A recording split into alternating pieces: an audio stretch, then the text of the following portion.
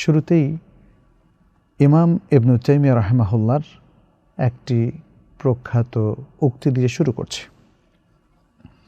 قال شيخ الإسلام ابن تيمية رحمه الله: لا ريب أن الله يفتح على قلوب أوليائه المتقين وعباده الصالحين بسبب طهارة قلوبهم ما لا يفتح به على غيرهم। শেখুল ইসলাম ইবনু তাইমিয়া রাহিমাহুল্লাহ বলেন, কোনো সন্দেহ নেই যে আল্লাহ সুবহানাহু ওয়া তাআলা তার মুত্তাকি ওয়ালি এবং তার সৎ এবং পুণ্যবান বান্দাদের অন্তরকে উন্মুক্ত করে দেন, উন্মুক্ত রাখেন তাদের অন্তরের পবিত্রতার কারণে,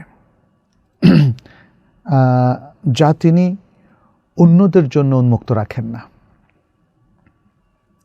তাহলে এই উক্তির মধ্যে আমরা বুঝতে পারলাম যে আল্লাহর যারা ওয়ালি এবং মুত্তাকিন এবং যারা পুণ্যবান সৎকর্মশীল বান্দা, আল্লাহ তাদের হৃদয়টাকে উন্মুক্ত করে দেন আল্লাহর মহত্ব, আল্লাহর কুদরত এবং আল্লাহর অসীম ক্ষমতা তারা হৃদয়ঙ্গম করেন এবং আল্লাহ শুকর গুজার করার জন্য, তার ইবাদতগুলো এবং তার আনুগত্য করার জন্য তাদের মনটাকে খুলে দেন, যেটা আল্লাহ তাআলা অন্যদেরকে করেন না।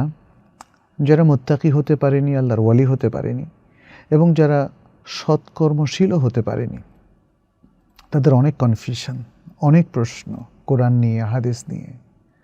তার মানে হচ্ছে আল্লাহ তাদের অন্তরকে আসলে এভাবে খুলে দেননি, ফলে তাদের জন্য কোরআন এবং হাদিসের বক্তব্য নেওয়া এবং সেটাকে আমল করা এবং আল্লাহ এবং তার রাসূল সাল্লাল্লাহু আলাইহি ওয়াসাল্লামের আনুগত্য পোষণ করা অনেক কঠিন। অতএব এই উক্তি থেকে আমরা বুঝতে পারলাম যে আমাদের আল্লাহর ওলি হওয়ার জন্য চেষ্টা করা উচিত, তাকওয়ার পথে চলা উচিত এবং সৎকর্মের মধ্য দিয়ে নিজেদেরকে প্রতিষ্ঠা করা উচিত। ইমাম ইবনু তাইমিয়া রাহিমাহুল্লাহ এই কথাটি বা এই উক্তিটি তিনি যে করেছিলেন তা স্থান পেয়েছে তার মাজমুউল ফাতাওয়া গ্রন্থের 13তম খণ্ডের 245তম পৃষ্ঠায়। আল্লাহ আমাদেরকে তৌফিক দান করুন।